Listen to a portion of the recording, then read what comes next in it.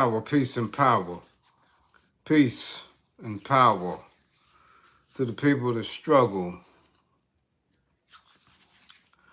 I thank the universal truth and the absolute laws of nature for guiding me, protecting me, and giving me the strength to endure the imperfect.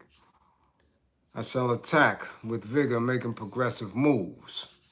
A divine mind knows, a divine mind shows. All things work in divine order. All things work in divine order.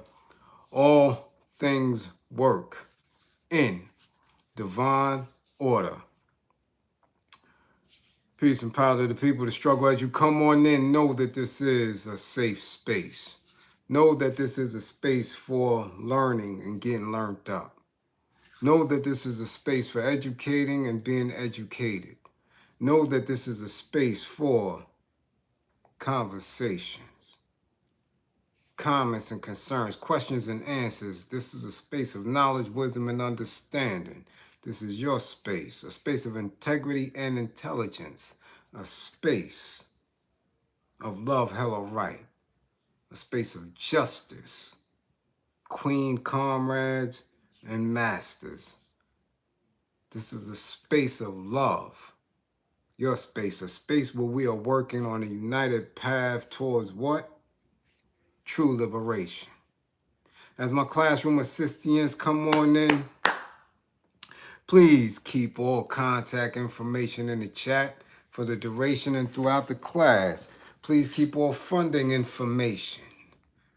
Funding links, hashtags, green screens, apps with cash pals that pay, grams with money, Westons or unions that are Weston, green cups, blue cups, squeegee man pockets, God damn it, the collection plate, if it's great, okay, jingle bells, Santa bells, all that, vintage and whatever you can think of. It's a war going on outside. Fund the war effort. If you or anybody you know is in need of anger management, please book an assessment. Don't wait until it's too late. Don't wait until it's too late. Don't wait until you're cuffed and buffed and, man, in the back of that po van, trying to dig a pistol out your grippers. It's too late. Book an assessment. Don't wait until you get thrown out of the PTA meetings until HR is handing you your slip. You are not no longer in need of service in here. Okay? If you or anybody you know is in need of a domestic violence intervention, please book an assessment. Stop making the family members around you nervous. Stop having the kids embarrassed. Okay, stop sending each other outside with slings and things. Busted lips and noses. Okay, black eyes and the such. Man, keep your hands off each other in that way. Book an assessment, get you some help. If you or anybody you know is in need, okay, of an intimate relationship abuse consultation and counseling, book an assessment, learn the warning signs, the behaviors that should alarm you, characters and characteristics that should heighten your awareness. Okay? Come on now. Come on now.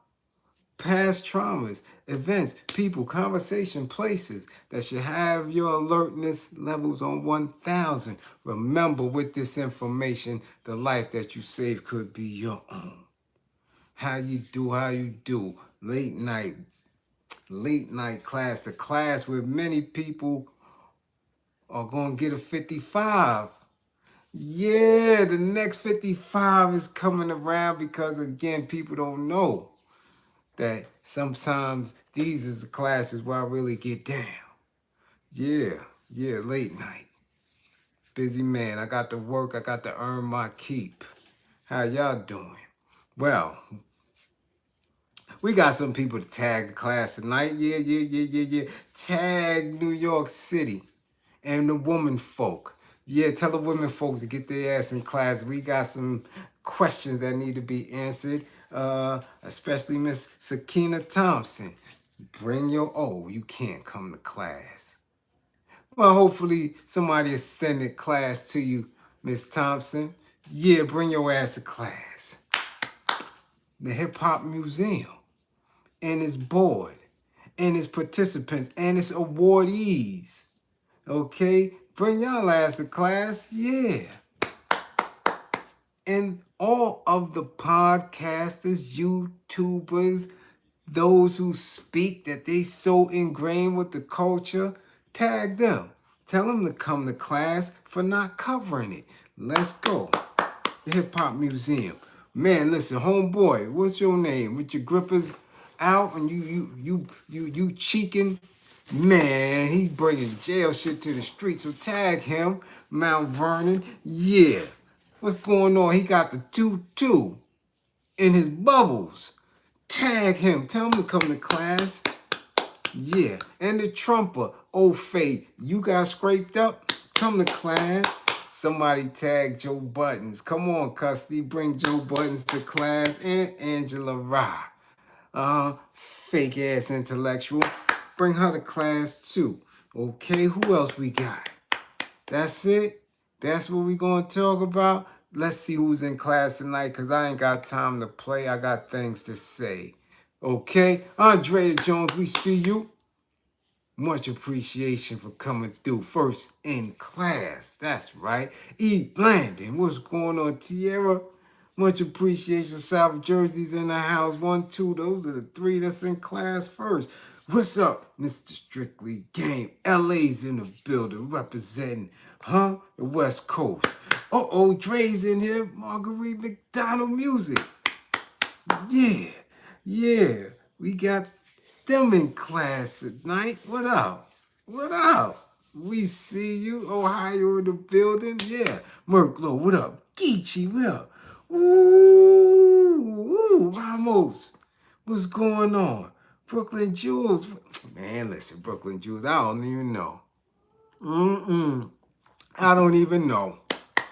Thrax Packs TV. What's going on? Rick Gatlin, Ty with my apples. What up? Jane Doe, we see you. Soap. Intellectual Soapbox. What up, Soap? Much appreciation for coming through. CR Profit Getters. What up? Charles, what up? GB, what up? Stephen Gill, what up? Angel, what up? Ed, 55. 55, Ed. 1050. Yeah. What up? What's going on? Who else is up in here? Kim Williams, peace. What's going on? Yeah. Hood Politics. Yeah. Pushhead. What up? Versace. Broccoli. PJ Allen. 55 of PJ. 55 of PJ. Put it down. Yeah. What's going on? We see you, Uptown Dre. What's going on? Yeah. That's backwards in the building. God damn it, what up? What's going on, Magic? Little Brit, what up? What's going on? The London, UK Massive is in the building. We see you, Black Monster. What up? Thomas, what up, Sands? We see you. Yeah. Kenneth Williams. Look, London is in the building. What's going on? Yeah. Yeah, what's going on? What's going on, y'all? Listen.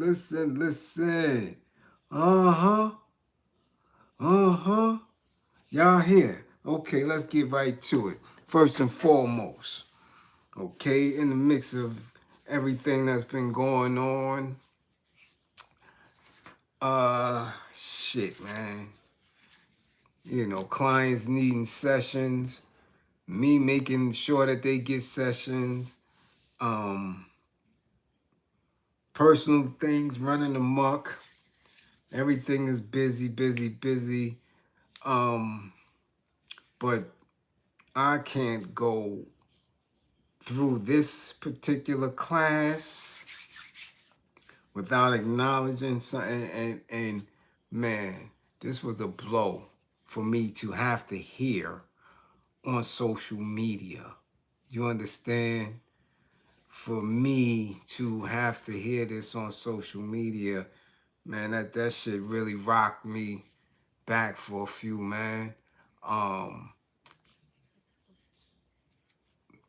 have to say I would, consider this woman more than a friend.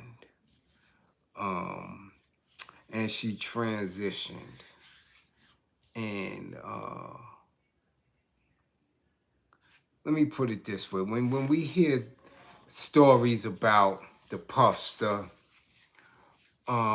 Nehemiah Marshall, much appreciation for funding the war effort. When we hear things like the Puffster and what went on with him for so long, and Russell Simmons and Gripper Gate and the Tim Westwoods and all these little nasty people running around the industry doing a whole lot of foulness, and people wondering how come it's been going on for so long and why nobody says anything. It's difficult for me to fully explain it. I'm making an attempt to do it all the time.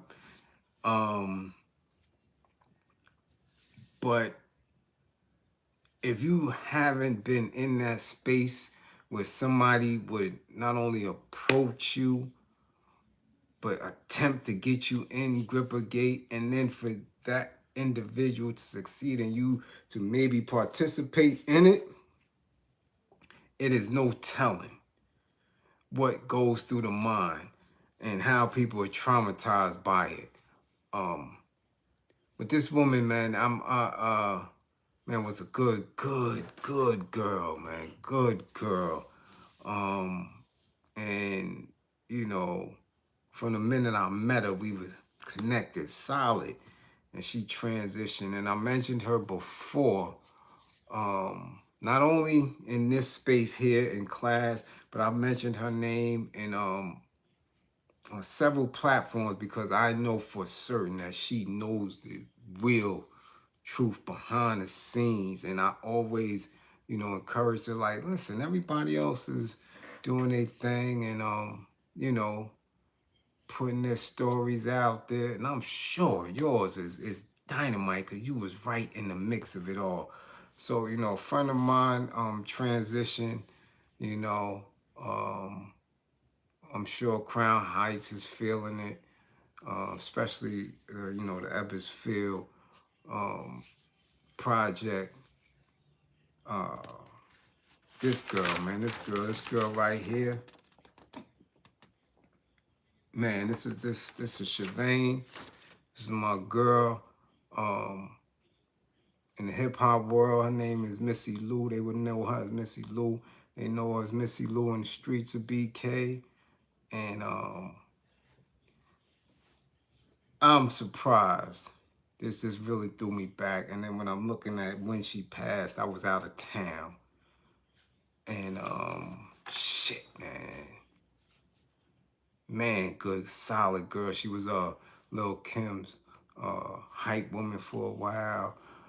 She was in the mix heavy, man. She was around Big and Junior Mafia from its inception, man. Like, she, and her clique, her immediate clique, man, they were real girls. Represented BK, represented hip hop, represented, the stylish, them girls that you see coming through the tunnel and all that with, damn, they wearing them boots and them outfits.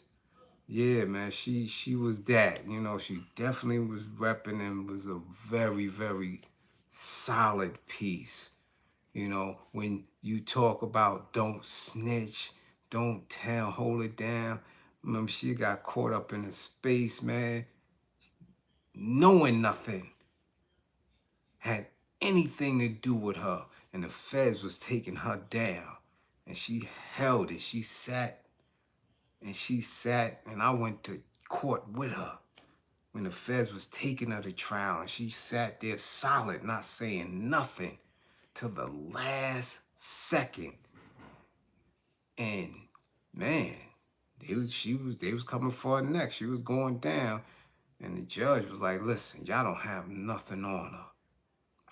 Y'all don't. And dismissed her case before they even went up in deep before they was getting ready to pick him. Held it down like that, knowing that she had nothing to do with it, knowing that all she had to do is do what the rest of the people do now, currently, and back then. Because I found out certain individuals in the town were snitching and ratting just by going to federal court to support her. I've seen individuals in there, and now today I know what they were doing. So in hindsight, I'm like, oh, okay, so that's when you told on such and such. That's what you was doing. But this was a good girl, very good girl. End up doing some bids for some other shit back and forth. You know, struggles, traumatized like everybody else. You know, but we gotta salute Missyloo. And trust and believe, there's a lot of people in the industry. A lot of people in the industry. You know, I know that because of other people have transitioned, they sit down and breathe a little deeper. You know, she could have exposed a lot. Trust and believe, but, you know, I'm gonna definitely miss her, man. Me and her communicated off and on Facebook here and there. So, yeah. Had to get that off, being that I just found out about it. Okay? Now, speaking of New York City women,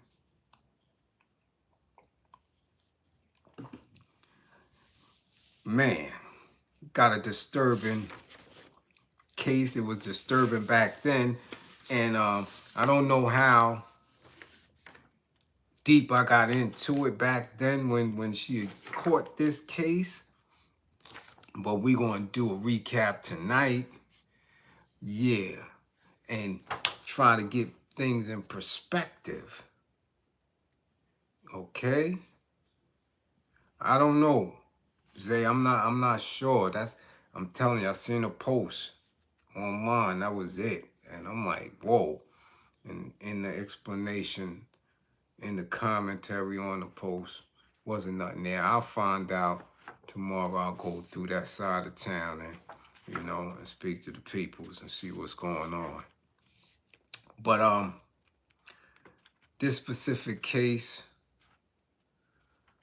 with this woman from New York City catching a case in Florida brings into perspective, like I speak about all the time, as far as what people call dating or in relationships or past relationships, and just thinking that you own people. You understand? Just thinking that people can own people. And I keep telling y'all, we don't own each other. We share each other's space for whatever the amount of time it is that we are in each other's company, and that it consistently works out.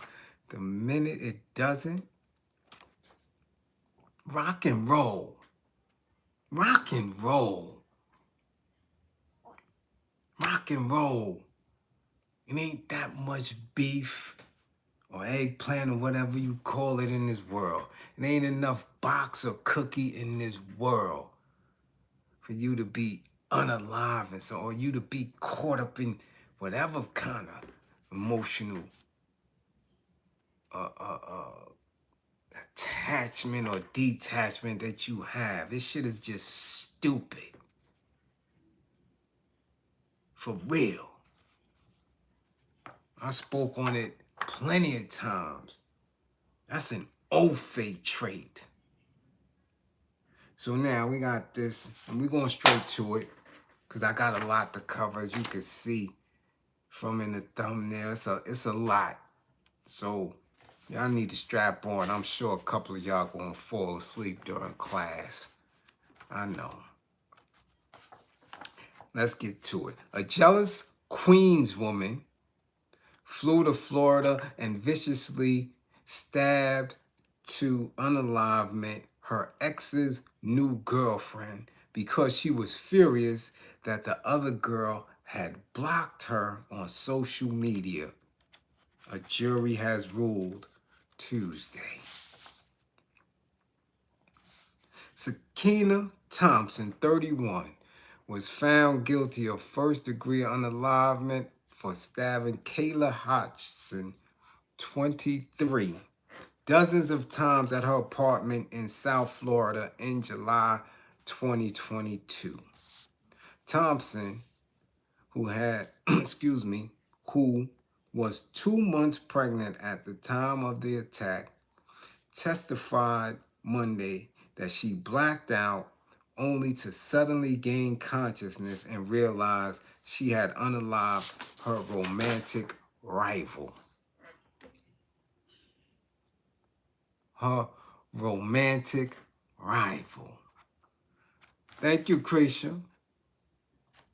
Thank you. Much appreciation. This is her statement in court. I was walking around in the blood, Thompson told the Florida Fort Lauderdale court. I unalived her because she took the glass from the hookah and slashed me across my stomach. She claimed she acted in self-defense. I felt like she was trying to hurt my baby. Okay? And we're going to get into it. Okay? But prosecutor said Thompson was jealous and insecure about her former lover's new girlfriend and flew,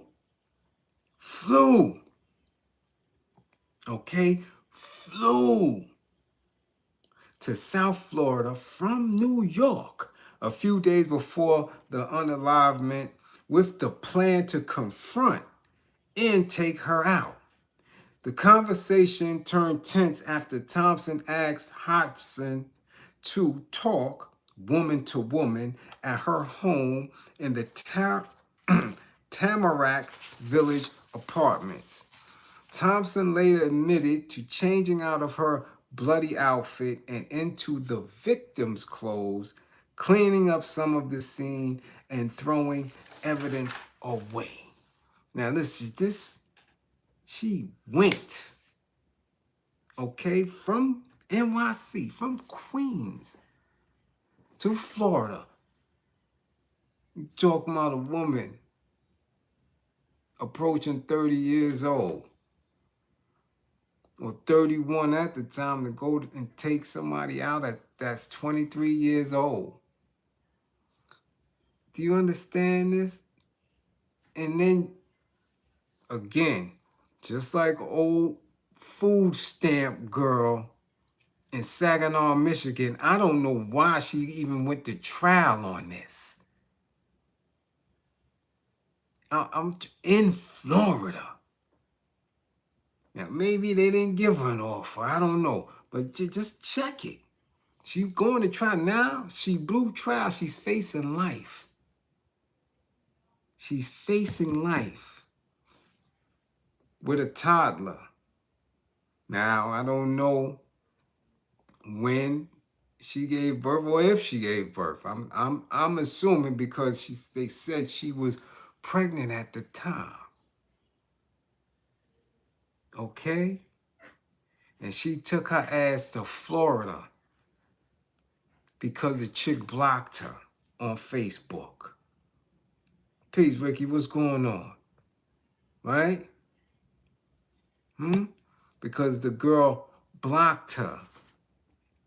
So this is a girl that you know that your ex is dealing with. How did you get the address? I don't know. It's not mentioned. Why were you in communication with this young woman? I have no idea. Why did you take it upon yourself? You was out of pocket. Shorty was out of pocket. Do you hear me? For getting on a plane taking her ass. Come on, man. You out of pocket booking a flight. You out of pocket with the thoughts. Yes, she was stalking. She was following her social media account, still following his. Listen, however it went down, what was going on up here? And again, 2022 is not far removed from today. And today is not far removed from when this weird shit really started happening, 2010. Okay, some may say 2002, where it got real weird with how black men and black women relate to each other in that. Because back in my day, you was gone, you was gone. Wasn't none of this stalking bullshit. Wasn't none of this, yo, I'm coming to see the big. It wasn't none of that. And we was piping them down, seriously, where people was really attached and thought they was falling apart when they got kicked out of the whip. You remember, we heard what Rick said in Teenage Love, or they just plain sick of seeing you, word. Huh? Come on now, y'all heard Teenage Love? Teenage Love. Or they just plain sick of seeing you. That's it. You out of here. You got on a plane. You got to the girl apartment. What? Woman to woman? Woman to woman? Really? Woman to woman. What are we talking about? Why are you down here? That should have alerted Shorty from the rip. Why are you down here? Who are you? Huh? Who are you? Talking, there's no talking, ain't no this. I don't know you. So that was a lot on her as well. We don't victim shame, but yo, Florida? You allowing somebody to have discussions with you to the fact that, what? You down here? You call the police right now. Yeah, we could talk woman to woman. Come to the crib. Police have been right there. Yeah, what you want? That's how y'all women have to give it up. Because I don't, where's homeboy at? You know, another article I read, homeboy is gone. He done moved on. He doing his thing. This little woman lost her life. This little woman is getting ready to do life over some pipe. Okay? Now I want y'all to make that make some type of sense. She getting ready to do life over some pipe. And ain't no pipe in there for her to get. Unless she getting some pipe from the prison guards. You understand? But in her trial, she testified a couple of days. Some days she had her hair out, some days she had her peck back. She testified, and in her testimony, you can still hear the defiance. Or it wouldn't have happened if she wouldn't have, cut me across the belly. She was fighting for her life. But to each his own. She went to trial in blue. So, oh man, Florida gonna load her ass up. If they don't max her out and give her life, guarantee she gets something like 80 years. 80 years. So now begs the question, what are women's values? What are women's morals or beliefs when it comes to relationships? As I've been telling you, it's all wrong. I've been telling y'all that for the longest. You don't own people. You don't own people. I don't care what you give them. But see, what you give them is what causes that bullshit. What you think you give them causes that bullshit. I dismiss people like that. The fuck out of here. No block, everything. Beat it. And if it happens to me, it happens to me. But when you give nothing, it is nothing.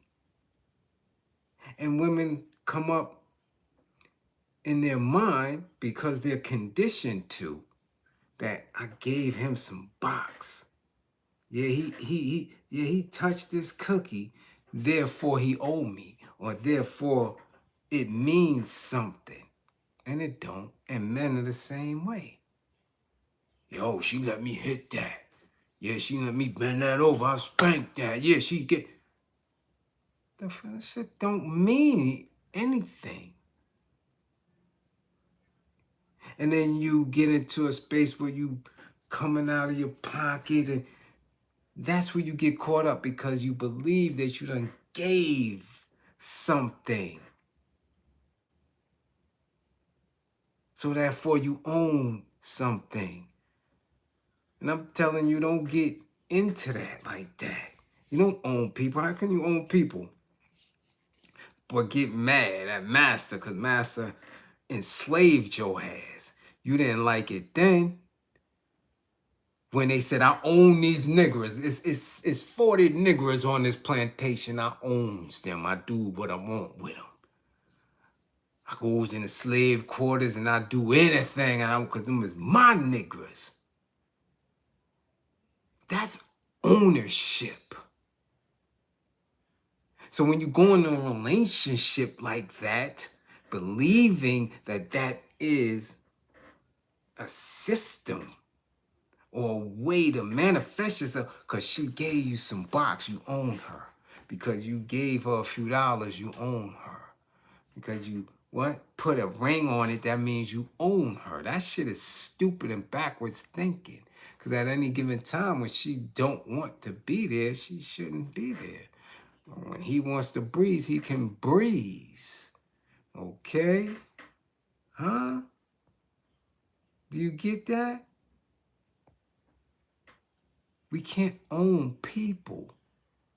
We go into these type of contracts, some verbal, some not, believing that there's some type of understanding.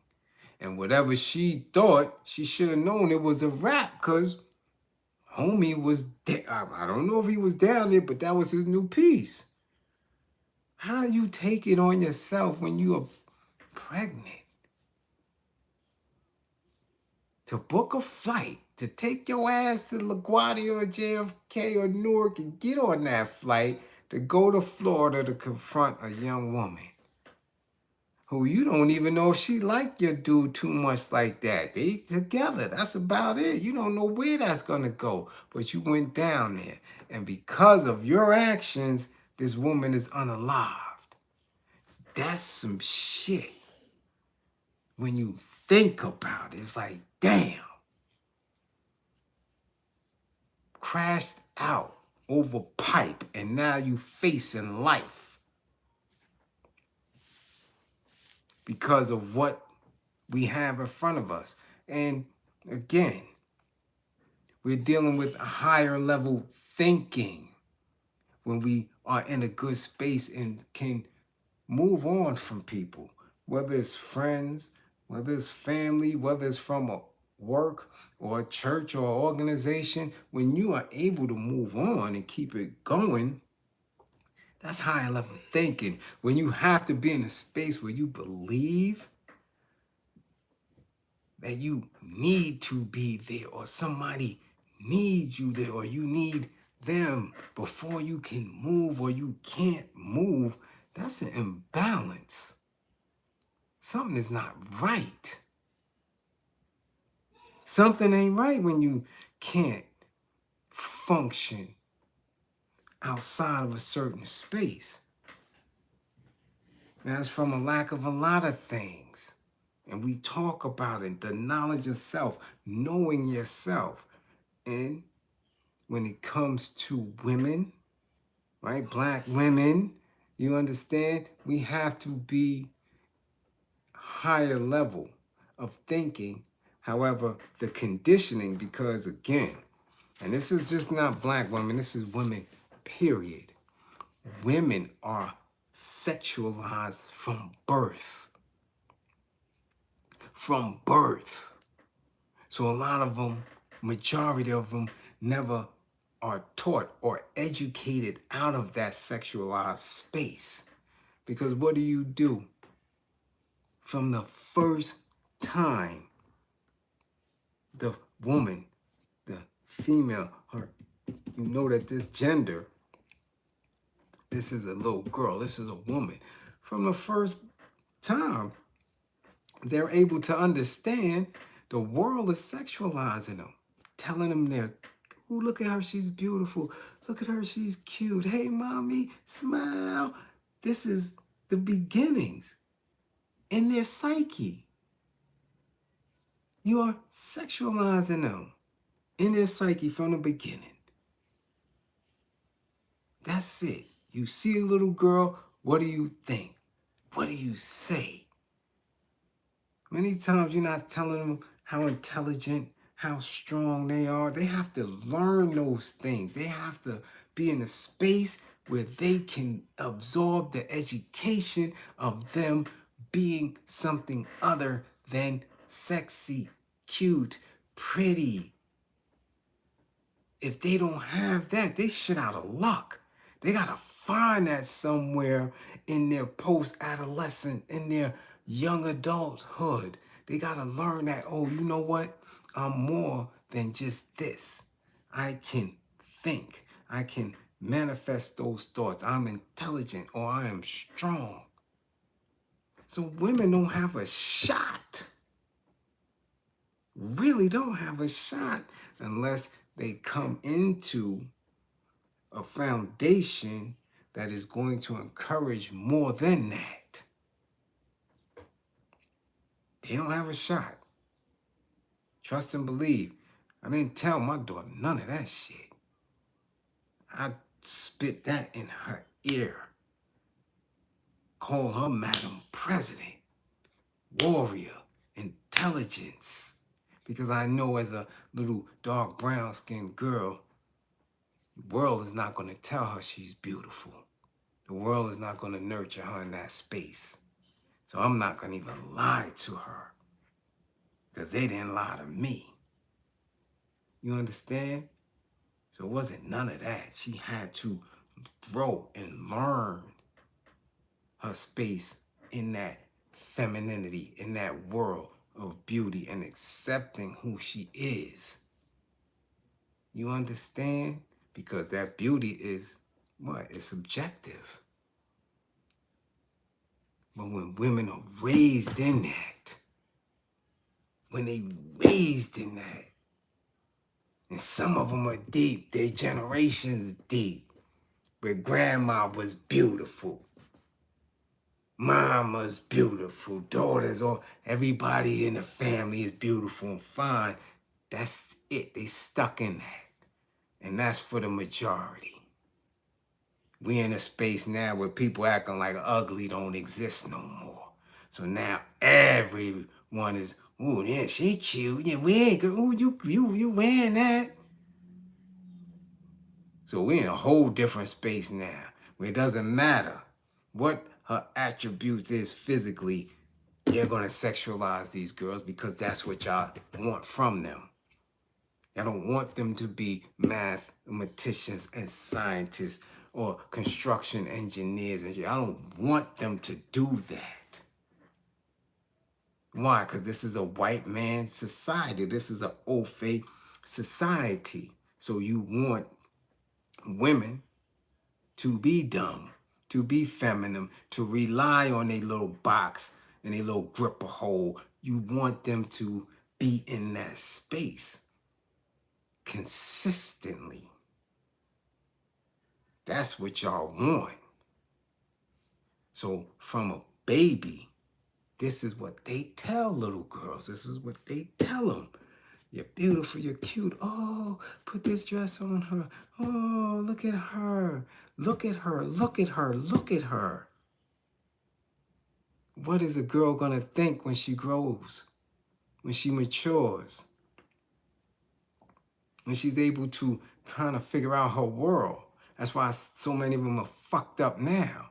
Because that's all they think. And when they don't get that response from the world, the reverse happens. They push it out and lead with their box. That's where we at. So something clicked in this woman's head when that box wasn't enough for that dude. And instead of her blaming and going after homie, she flew on a flight to Florida to confront another girl and unalived her. Lock her ass up. She just blew trial. We gonna see what's going on. If she get life for some pipe, I'm hoping that people push this segment of class out there so y'all can get it and understand that shit. Y'all don't own people. When it's done, it's done. Keep it moving. Simple as that. Simple as that.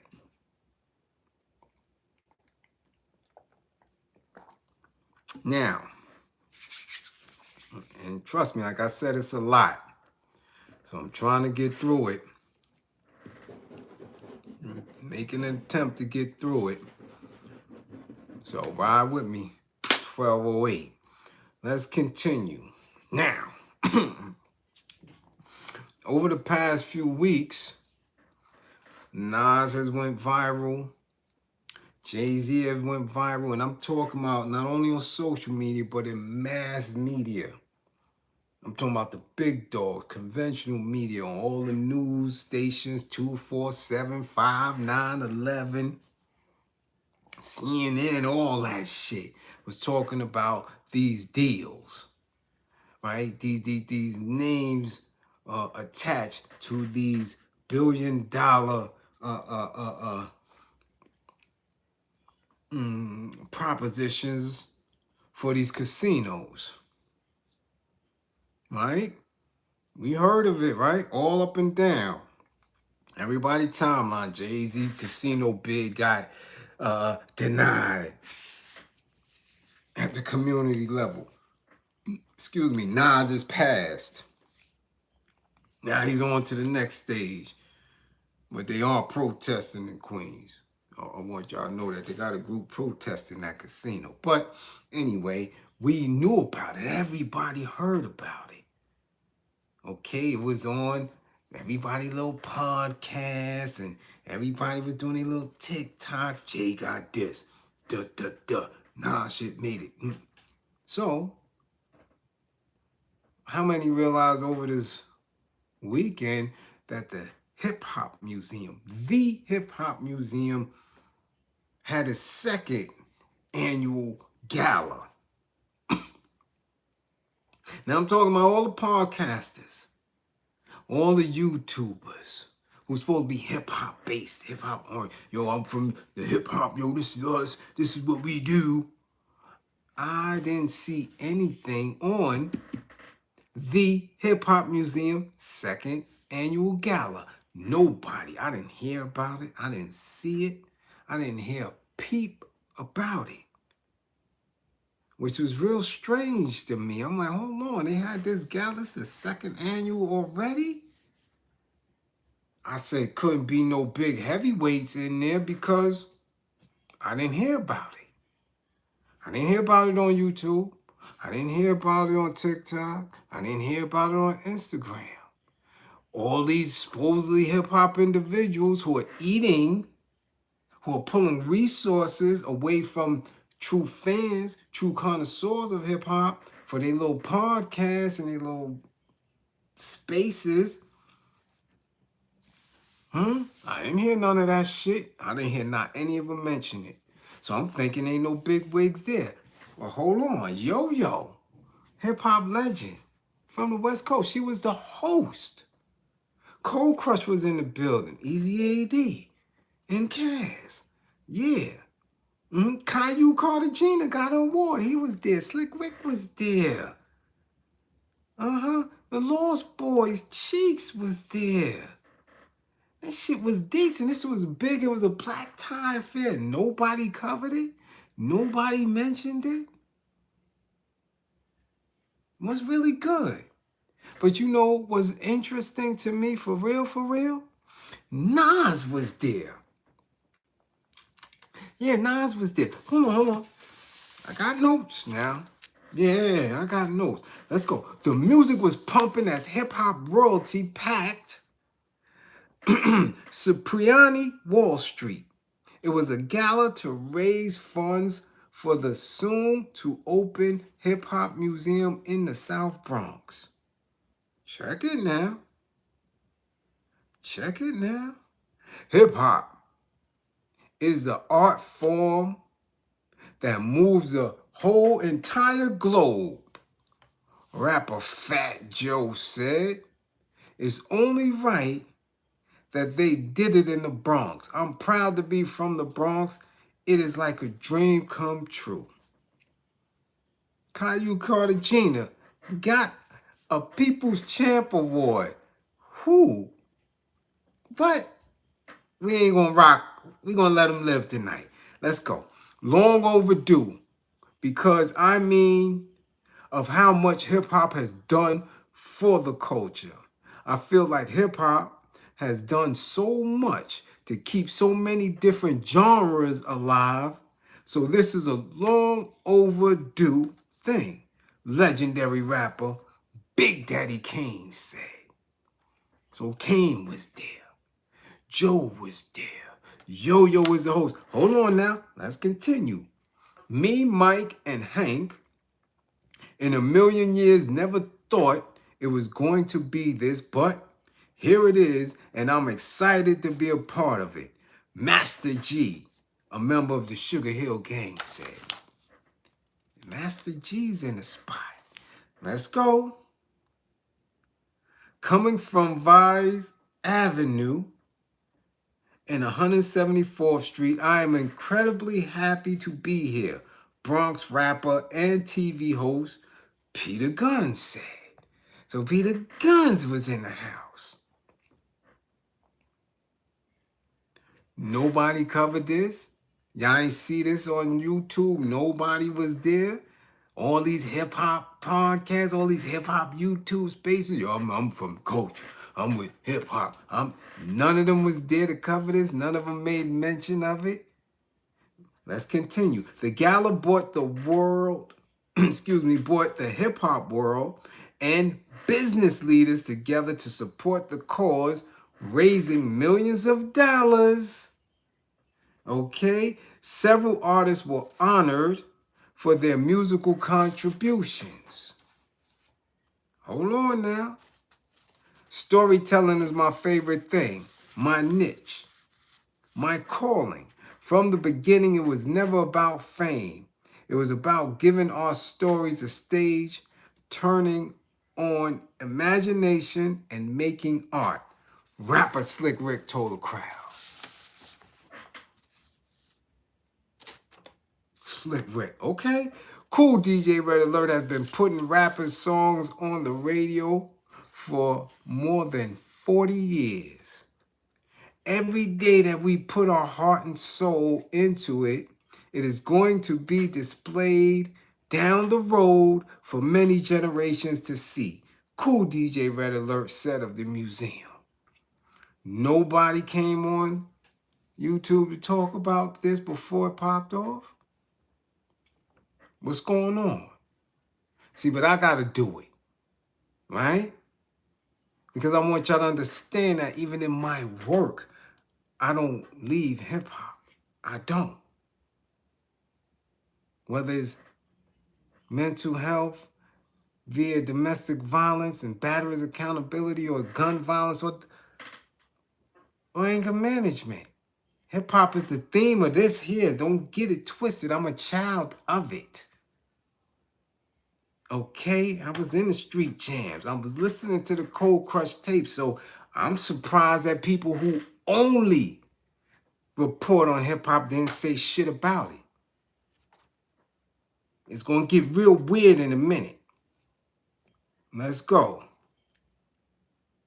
I'm truly honored to be here tonight to celebrate hip-hop as a culture, to celebrate some hip-hop icons that are my dear friends, including Slick Rick and the late Andre Harrell. DJ Cassidy said, the interior of the Hip-Hop Museum is currently being built out. It's 55,000 square feet on multiple levels, located on an exterior street off of 149th Street. Now, hold on. Yeah, Sway's a bitch. Sway ain't with nothing. Sway is a eggplant sucker. He eat off the culture. All that shit. He ain't say shit. Let's continue. Of course, being that this was also a fundraiser, calls were made for attendees to donate to help with the construction, development, and everything associated with the Hip Hop Museum. Evidently, one of Queen's favorites and arguably the borough's best, or at least most thoughtful lyricist, Nasir Jones, aka Nas, who was in attendance, stepped up and informed the crowd that he was so moved by what he had already witnessed that he pledged $1 million to the museum. Nas pledged $1 million to the museum. And that shit don't make the news. Y'all just talked about him and these Asians and these Ofays and this casino for damn near 3 weeks. And nobody is going to give Nas any props for donating $1 million to the Hip Hop Museum. You see how twisted this bullshit get? And nobody else says shit. I haven't heard it nowhere. Nowhere.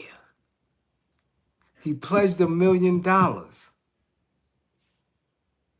What's the problem? Why isn't that all over social media? Why isn't that on everybody's TikTok? Why? Why isn't there memes all over showing what he just... Why? So me, because nobody listened to Bliz, I got to put it out there. And then when people start joining and subscribing to the platform, to this little YouTube space, they could go back 2 and 3 years and start getting educated and seeing like, damn, this is college curriculum shit that he's been giving us for 3 years by himself. And then they could keep researching and going to my Facebooks and all that and see, because I've been on every platform. We'll get into that shit later. You understand?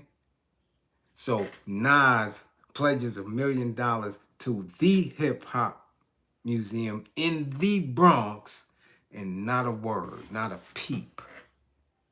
Nothing. Nothing. But Jay wasn't there. And so far as we know, he ain't pledged nothing.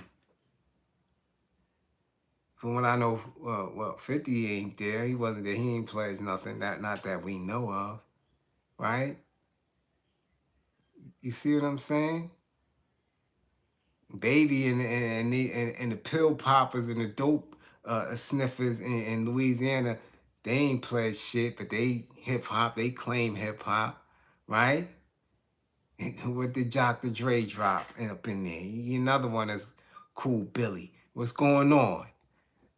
We ain't do that, right? We ain't hear none of that. And since you don't hear it, people might not know that it's happening.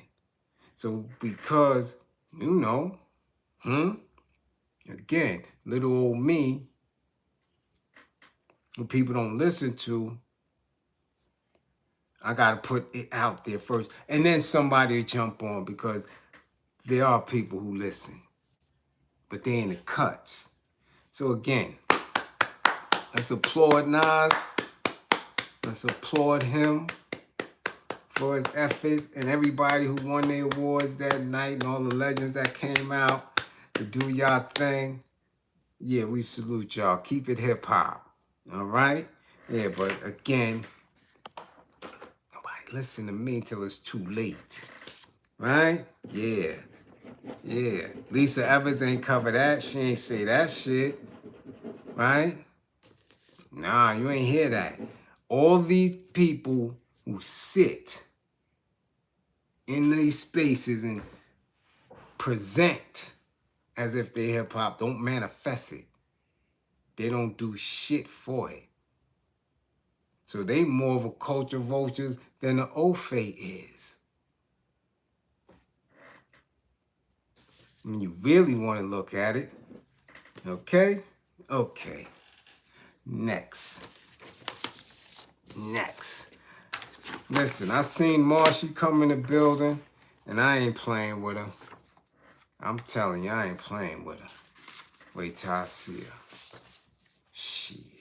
So, Marshy, since you up in the building, we got to go all the way in. Mount Vernon, not a good look at all.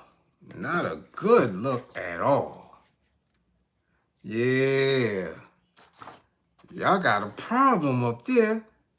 How y'all got people with pistols in their grippers? What's going on, Mount Vernon? Y'all got dudes that's cheeking pistols? What's happening? Now, did he cheek it? Or did he boof it? Did he stuff it? Because, yeah, it's a difference. And a lot of y'all don't know the difference, but I'm going to hip y'all to it. Because I got to, because this is that type of behavior. You understand what I'm saying? Let's go to Mount Vernon. An investigation is underway into a bizarre shooting in Mount Vernon. They call the shit bizarre. Damn, Mount Vernon got the bizarre tag. Shit. Police say shots were fired inside a prison transport van, sending one man to the hospital with a GSW, a gunshot wound. Investigators are trying to figure out where the gun came from and how it even ended up in the van. 2 Mount Vernon police officers are on modified duty as the investigation moves forward by the Mount Vernon Police Department and the Westchester County District Attorney's Office. This is a very serious incident, and we take this very seriously, said the chief. You ain't take it that serious, chief. Look. On Thursday, 5 prisoners was loaded into a police van for transport to the Westchester County Jail. The vehicle traveled less than half a mile when a shot was fired. Cacao! What? In a police van? The officers reported hearing a single shot in the rear of the van, followed by a prisoner stating that he had been clapped. I got clapped. The van returned to police headquarters where a .22 caliber gun was recovered. Come on now, hold up. Police say 32-year-old Luis Soto of the Bronx had hidden the weapon, which somehow went undetected after his arrest. Goddamn them Bronx people, boy. Woo. Got Mount Vernon on fire. These damn boy Bronx people. Hold on, let's get to it. Now calm down. Let's get to it. Mount Vernon modified its search policy after a scathing report last year by the Justice Department, which concluded officers conducted an excessive number of strip searches. Police say Magnantima Magnometers will now be used to screen prisoners. Y'all just getting mags. They've been using mags on the island since 1993. Y'all just getting mags in a damn central booking or whatever the hell that shit is. Look. Community activists say the clapping is the result of a deeper problem within the department. So many officers, or so many good officers, okay, experienced officers have left this department for better pay or retired. You have rookies training rookies right now in the city. For them to say that the DOJ excuse, the strip searching, we're not buying that, said Sheavain with Save Mount Vernon. No one else was injured in the incident. Now they say homie had a 22 in his buttocks. Now, I'm going to tell y'all some things that some of y'all might not know. Because now y'all looking and y'all thinking, well, hold up. Who can fit a pistol in their buttocks? Now, listen now. Because y'all don't get schooled here. Now, we not talking adult film, anal action.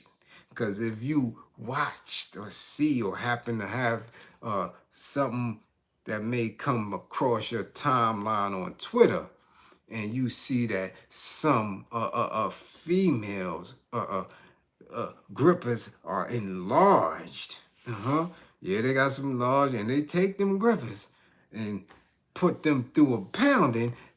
Now we are having the wrong picture when you're talking about a pistol, even if it's a 22, right? Because there's two ways to do this when you're incarcerated, and you only learn it from Rikers Island. I never heard too many people out of town talking about they either cheeked a weapon or they stuffed a weapon or buffed a weapon, usually razors, okay? Now, when somebody says they cheeked a weapon or they cheeked a razor, that means they put it between those behind cheeks. You know, you have your rear end, your gluteus maximus, and you got the cheeks.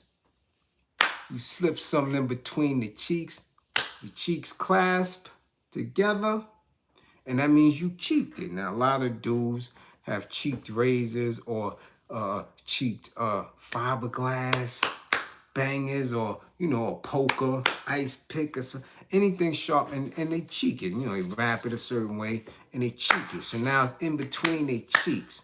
And usually the fat or the heavier, the bigger, the larger the dude is, it's in between the cheeks. Now, if they telling you they stuffed it, like they do when they getting, when they doing other things, if they tell you that they stuffed it, that means they took it and inserted it in their cavity, in their rectum, which is why when you get strip searched in the county jail and up north or wherever you may be, they tell you to squat and cough. You understand? Which is dehumanizing and should be humiliating to any man. Which is why I don't know why dudes go back and forth to jail so much, because you're going to have somebody looking in your goddamn grippers. Every visit or anytime it's a strip search, anytime they got a lot of cuttings in the jail and stuff, somebody's actually looking in your grippers. So what grown man wants that? Okay? However, in this case, from the Bronx, I'm saying he must be jail raised for him to be in a space where he got a 22, and upon arrest, he still has this 22. He went through the rest in the precinct or wherever he was, and I'm hoping, now I don't know because the news don't know either. They don't know if he cheeked it or if he stuffed it. Now, if he stuffed the 22, he might be a little sus. He might be a little sus because no man should be able to stuff a 22 caliber pistol in his gripper. Now, if he cheeked it, that's one thing. That's where the investigation come in. Like, y'all didn't search him at all. But Mount Vernon, yeah, the police department, y'all got some explaining to do, man. Yeah, man. And homie, who just added another charge, damn, son. I mean, come on. What kind of activities is we still into in the streets? Where you got to cheat something between you. Listen, ooh-wee. I know that pistol is funky, though. I bet they didn't want to handle that in the chain of custody. Whoever had to pick that little piece of metal up, ooh-wee. Because homie had the big beard. You seen him in court, right? He got the big beard. Usually dudes with big beards like that, and I'm not saying all of y'all, but a lot of y'all with them big beards be a little musty. I'm not saying all, like, cause some of y'all keep it nice. You know, y'all got the beards, and y'all be like, yeah, this is the smooth cat daddy look. Other dudes had the beards, and they on some Grizzly Adams shit. They be in the woods. They be at football practice. So if they big and large with the big beards, they be a little musty. So if you musty all up top, boy, I know them grippers is woofing. Running around smelling like hot jackal ass. You know them hot jackals be running around the Serengeti? Can you imagine what a jackal smell like? Running through the Serengeti in Africa. Just a running. Ooh, we hot jackal ass is something. And I'm telling you, there's a lot of men's running around smelling like hot jackal ass. So if he put that goddamn pistol and cheeked it,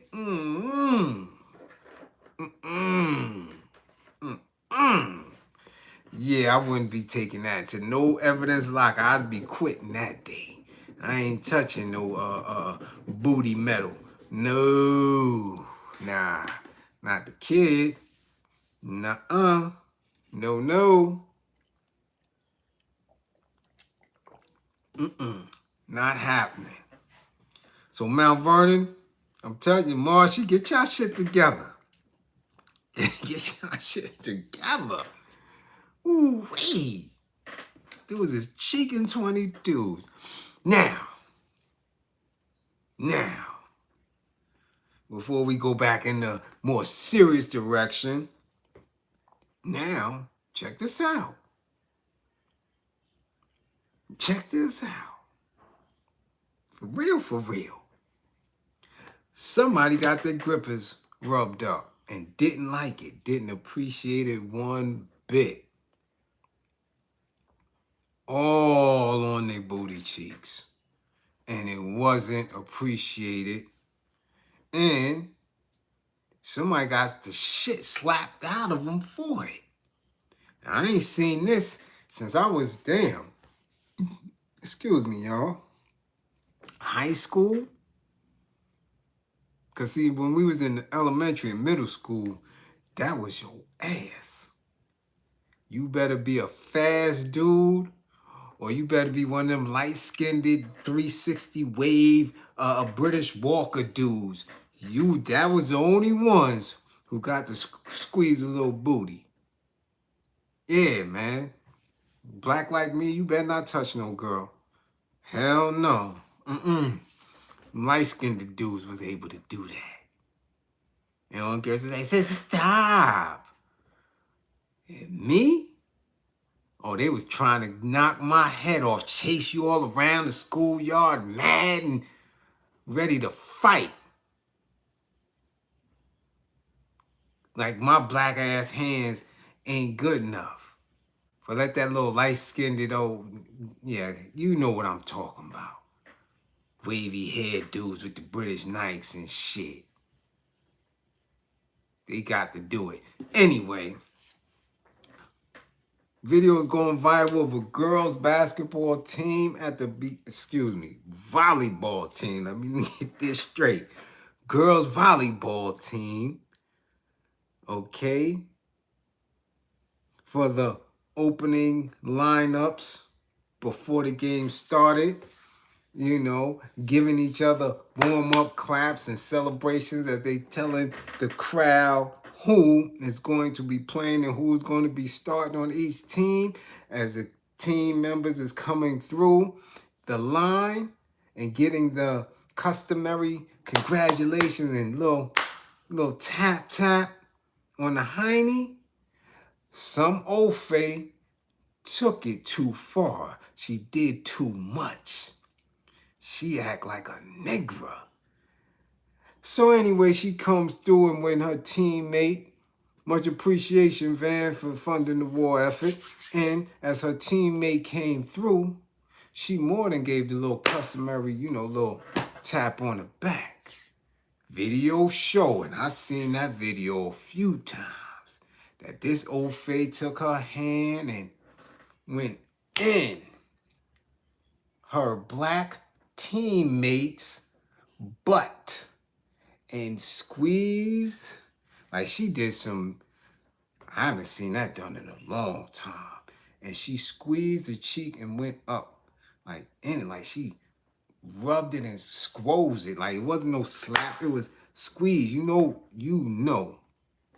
if you slap a girl on the butt, that was a chase. But if you squeezed it, like, and she says he squoze it, while y'all in the principal office and you sitting there with your black ass eye, you know you was going down. Your mom's is coming up and all that because you squoze it.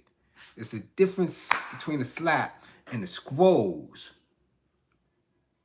So, Ray, what's going on? We see you all 10 fingers and toes still here. No doubt, much appreciation for funding the war effort. Huh? Yeah, you can't be squeezing it. You might get away with a slap. Okay? You might get away with a slap. Because you might go run around the schoolyard for 15 minutes, she'll get tired. But if you squeeze that butt, oh, man, shit. She chasing you for about a week and not going to speak to you, probably won't speak to you no more, never. Yeah, she always remember the boy that squeezed her butt, especially if you was a black boy. Yeah. So I haven't seen this shit since middle school. And I went to middle school in the goddamn late 70s. Okay, early 80s. All right? But this white girl took her hand and squoze this black girl's big, beautiful butt in that volleyball outfit. And that black girl grit, and she must have said, yo, hold on. She thought real quick. She's like, damn, it can't be a woman did this. And damn sure she can't be a teammate because she just turned and she was puzzled. And then she slapped fire out this old Faye. Pow! Old Faye this is right on the lineup. Right in the arena. Slapped fire out this little freaky old Faye. What's the matter with you? Rubbing on my grippers like that. I keep telling y'all, these old Fays is losing their mind. I'm telling you. And you're going to see it more and more and more. Which is why I say separate from them. Get them away. Get them away from you. These old Fays is nuts. Why did she think that she had authority to do that? to take her little musty-ass hand and squeeze that black girl butt. Her teammate. In an arena full of people. While these games are being filmed. Boy, I tell you. I'm telling you. I don't know where else y'all gonna get it from if y'all ain't gonna get it from me. But I've been telling y'all that. I've been telling y'all that. Huh? She got to be what? She got to be finer. I don't know how fine. I mean, because the camera angle is from a distance, but I will tell you this, since I'm an expert female collegiate volleyball watcher, I will tell you this. When you see a black woman playing college volleyball, they be about 6'2", 6'3" on average. Let me say this. Anywhere between 5'11" and 6'4". So that's fine to begin with. And women with height are just fine. And she was a healthy, dark brown woman with a whole lot of hiney. So maybe she got into a space where her teammate just was like, man, I can't take it. I got to have it. And just overtook her. And she said, I got to get the grippers. Grippers. It may be. I don't know. But damn it. Woo. She got the shit slapped out of her right there. Right there on court. So again, I keep telling y'all, get away from these old phasers nuts. They are. They are. They are. I got the notes on it too. Look. One white girl who was rocking the number 11 was too excited about the game and took her actions way too far when it came to a black teammate who was already in line. After being called and high-fiving her teammates, a white player decided to take her right hand and not only touch the backside of her black female teammate, but she also gripped it. See? Now they even using my words. You think I'm playing? Look. She also gripped it. You see it right there. She also gripped it. She clearly did not have consent to do that because her volleyball teammate turned around to remove her hand and then smacked the girl right in the face. Not expecting such a reaction, the white teammate reacted with shock as her mouth flew open and she put her hands over her mouth. You can see that the black teammate has something to say, but you cannot make out exactly what was said. You see?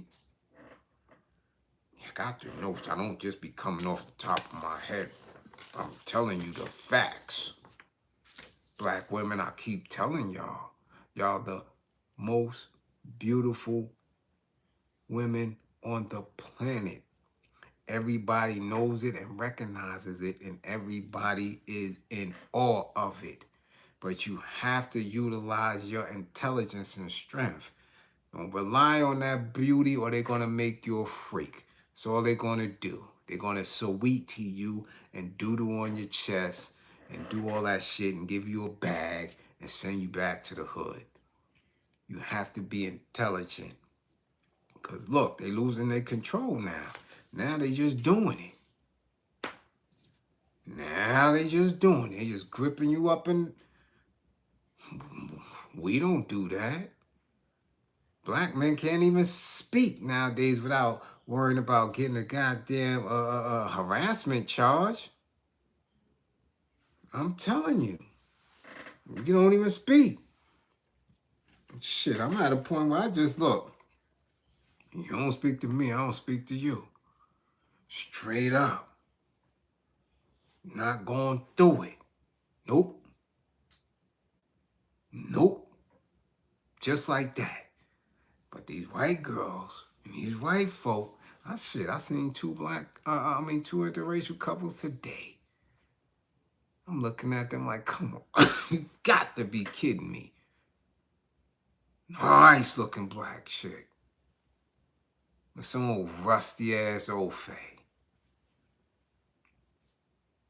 And I seen this cornball ass black dude with some old fake chick. I'm like, yo, y'all wildin'. It's a war going on outside and y'all sleeping with the damn enemy. Okay? Yeah, it's crazy. But that's where we at with it. Y'all don't believe me though. Y'all don't be listening to me. Nope. Y'all don't listen to me. Okay, next up. What is it? 12:47? Yeah, I'm doing numbers. I'm flying through it. That's good. Okay. Yeah, I'm almost finished here. I'm almost finished. Much appreciation to those who's funding the war effort. What A Boogie said, Candace Parker got some spoiled milk. Man, she's a disappointment. Again, we don't know. We don't know. People present themselves a certain way to get our attention. They market them a certain way to get our attention. But she probably been dealing with old fake women for the longest. My thing is, why have a whole baby? Why have a whole seed with a dude and, you know, Cheryl Swoops type shit? Now you laying up with a bumping pussy. Get the fuck out of here. These crazy. Again, we don't know. To each his own. People got their own struggles. They have their own belief systems and manifestations. Have at it. Ain't my concern. Bitch wasn't doing nothing for liberation anyway. And that's for real. You ain't got to worry about who's sleeping with who when none of them is doing anything for our liberation. All they doing, they'll be victims soon. They just freaking off until, you know, until the masters say it ain't fun no more. All right? Oh, we got to get to this next story, though.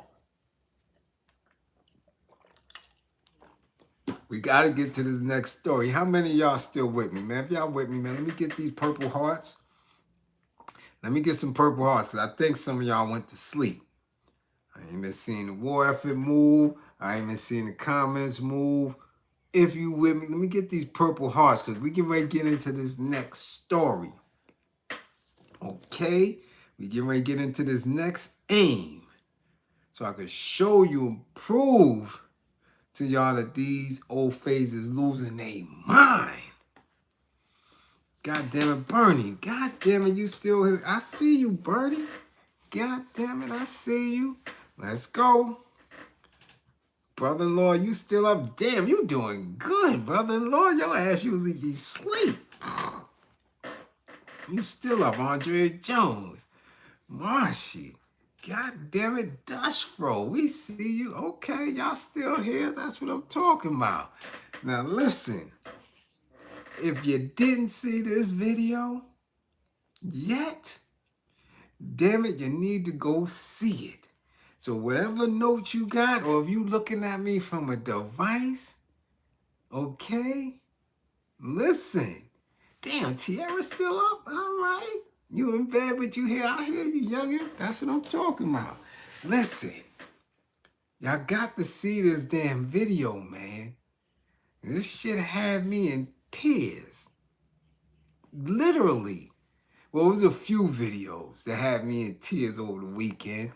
But this shit, listen, there was a Trumper at one of these No King rallies or marches or protests or whatever you want to call it in Denver. Yeah, man. And this old Faye thought he was tough. He was going on, cursing them out. Because remember, see, people try to correct me. People try to say that I was speaking out of context when I said no kings really meant no black men. no black heterosexual energy. And they try to make it seem that it was only about Trump and ending democracy and being a monarch or some type of tyrant. That's bullshit. That's the shade. No kings is no Wakanda, no Chakala, no nothing. No black men, no black heterosexual energy. I said it and I meant it. Now look, they got the Trumper, old Faye, out there in Denver. He's cursing these people out. Get out of here. F you. Get out of here. Beat it. And then he said the F word. Get out of here. You F.A. Grizzly. That's what you are. All of you are F.A. Grizzlies. I was like, whoa, he going in. But he knows what Bliz know.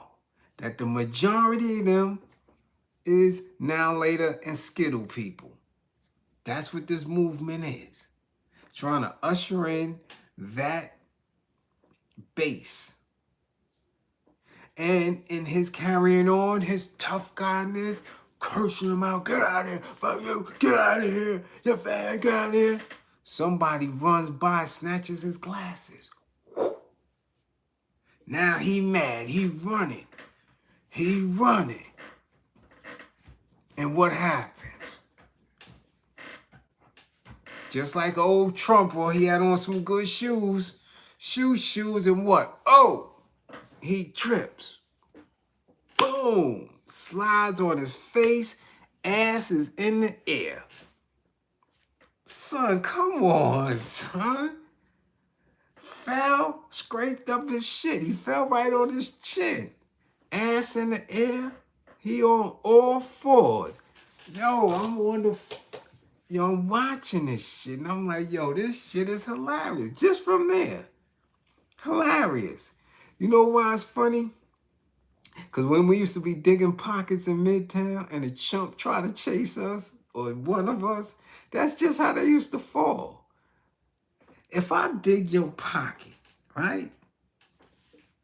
And they used to like coming to dig with me because I had skills with left and right. If I dig my right hand or my left hand in that pocket, I'm coming up with all of it. Your money clip, your life savers, your everything, your keys, I got it all.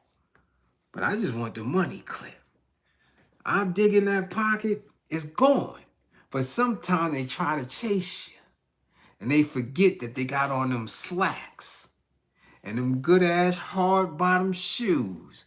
And you can't be running on concrete in them shoes. Them shits is slapping. You trying to run, I got on New Balance. I'm out. And they run until they, and you just hear it. Look back, you see old Faye falling.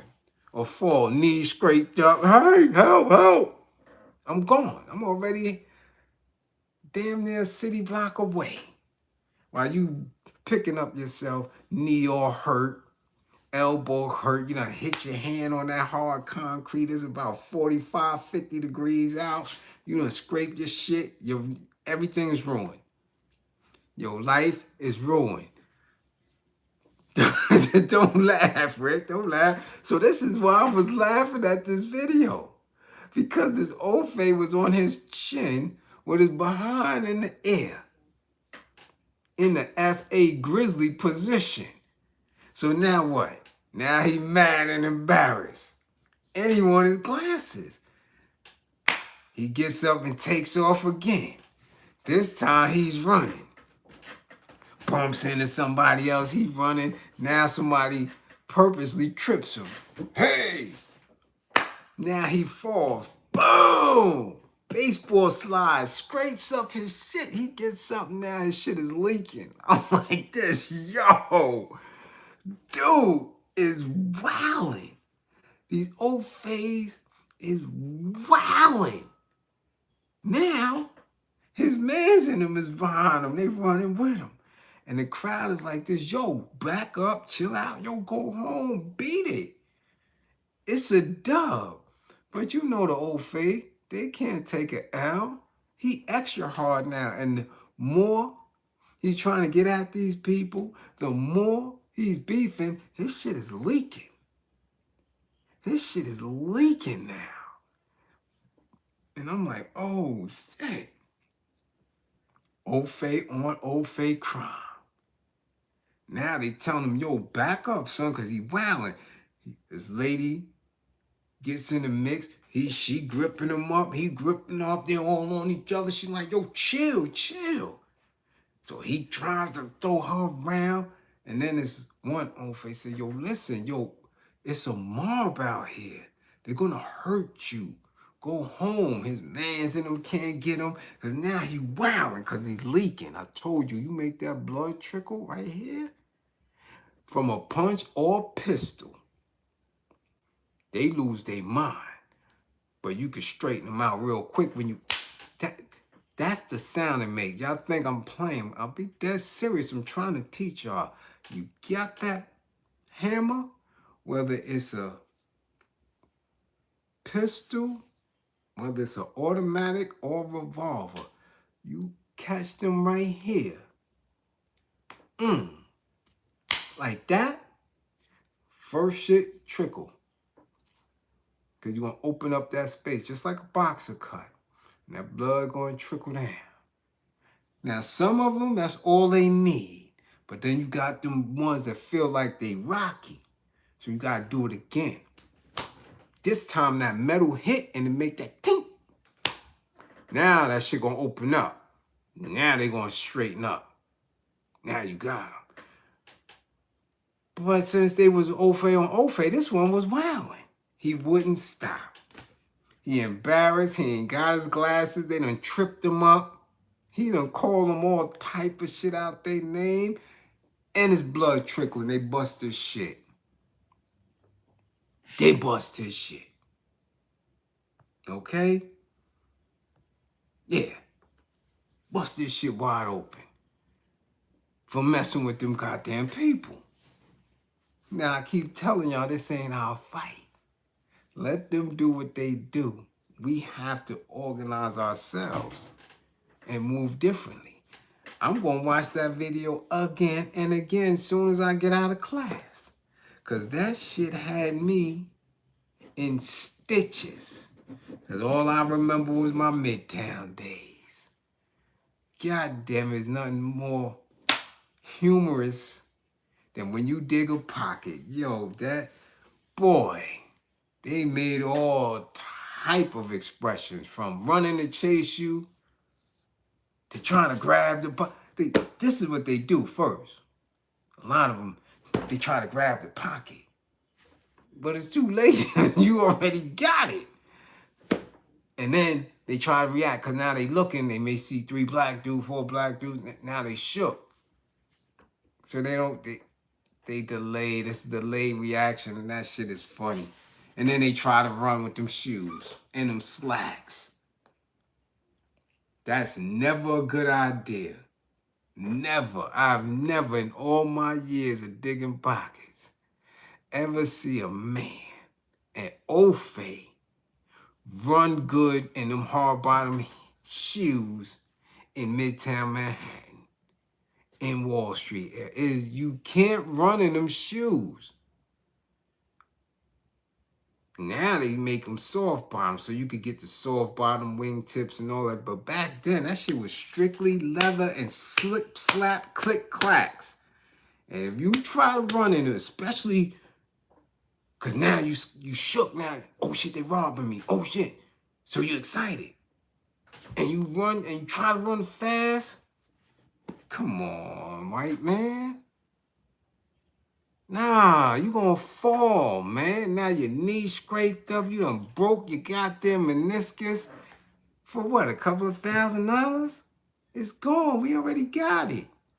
And then, you know, our stupid ass, we started getting bolder and not running and daring them to get it back. That's when, you know, shit went to our head. Yeah, we used to dig pockets and stand there like this. What? It's ours now, beat it. You know, we started getting a little beside ourselves until they started making that shit. They made it a felony. Before it was a misdemeanor. Anyway, I don't want to talk about that. Go watch the video. I don't know if they're calling him a Trump in Detroit, but just, in Denver, but just go to the No Kings rally or protest in Denver. And you won't see it. That man, whole shit was busted. Whole shit was busted. Mm-hmm. Yeah, we call them church shoes. They call that regular attire for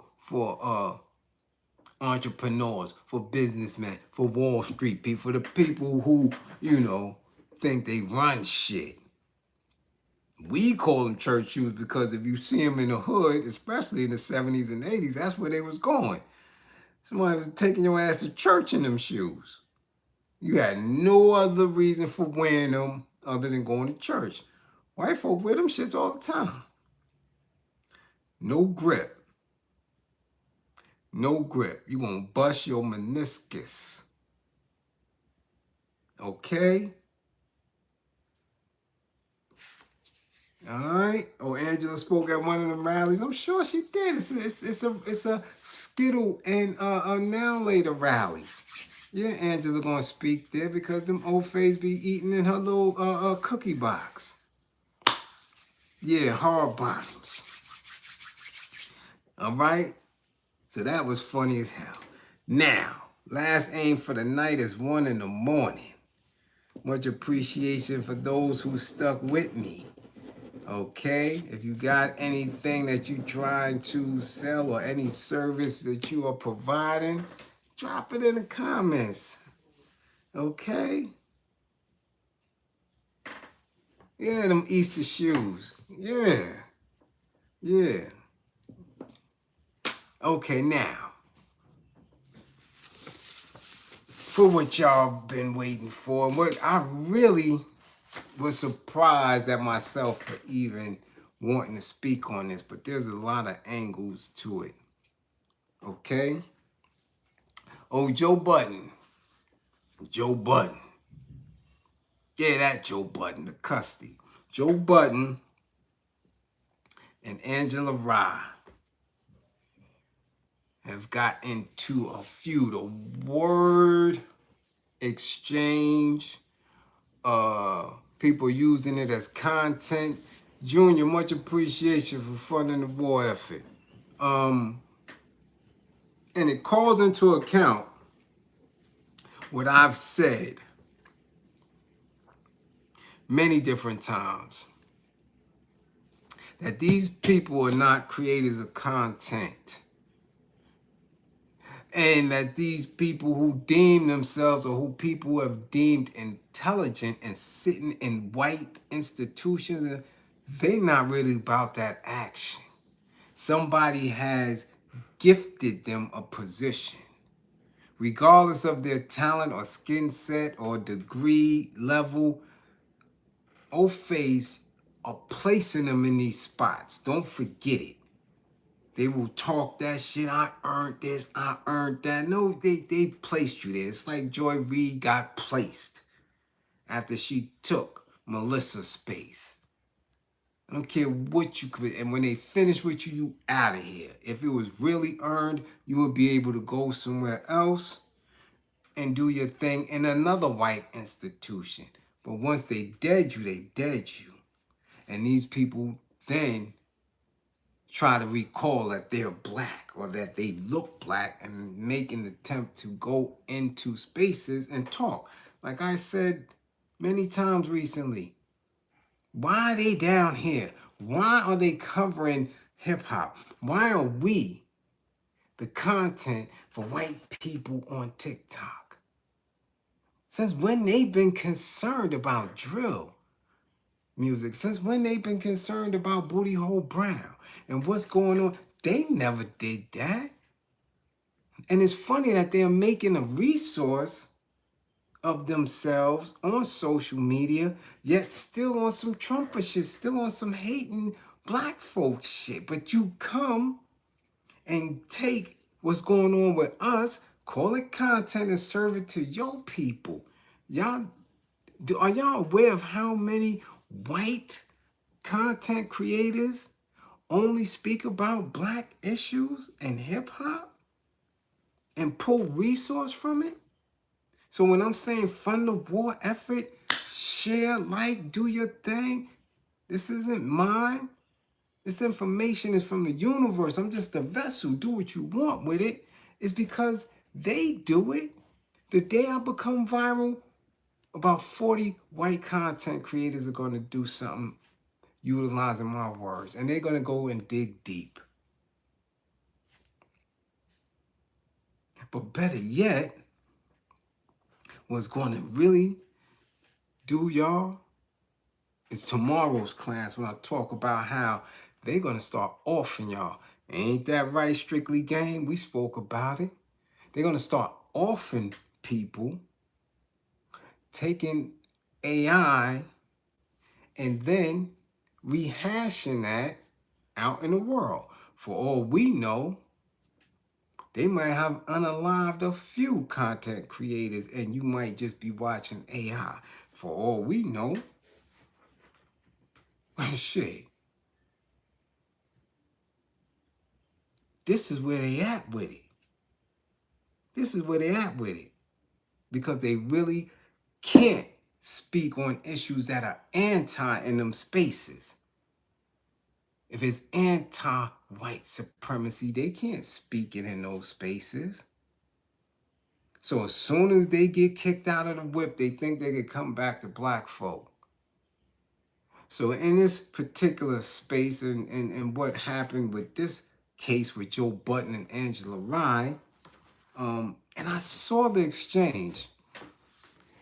There was an exchange between Mark Lamont Hill and Queens Flip. Now again, a lot of people might not know who the hell Queens Flip is. I'm very familiar with him. To be honest with you, if you were sitting in my space, you might not even know who Joe Budden is. And that's real talk. And that lends to the point that Joe Budden was speaking on. And you know I hate to agree with a custody. Y'all know that for a fact. Custody and a woman batterer? But he got a point here. A very good point. Listen, a new feud has erupted across black podcasting. And I'm going to let you know right now, these notes are from an Ofe. So y'all know I'm not bullshitting with what I just said. Why are they so interested in this? Why is an Ofe, media space, interested in this feud here? Why? Because this is a resource for them. Again, just like when we was picking cotton, okay? We was a resource. You wasn't just a resource for the plantation owner, for master. You was also a resource for the manufacturer of those white shirts that they had on. You don't know how many different ways they flipped that money off of the plantation. So again, if we're on the plantation of YouTube, TikTok, Instagram, and they seeing all these dudes getting money and deals, fuck that. They're going to say, yo, hold on. We got to get some of this black money too. Okay?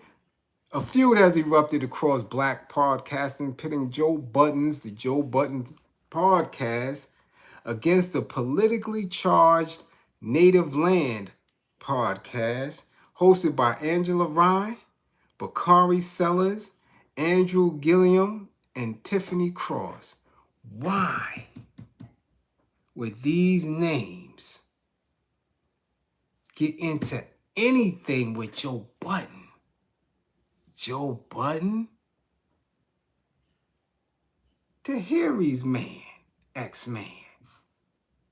Tahiri's ex-booty sniffer. Joe Budden's.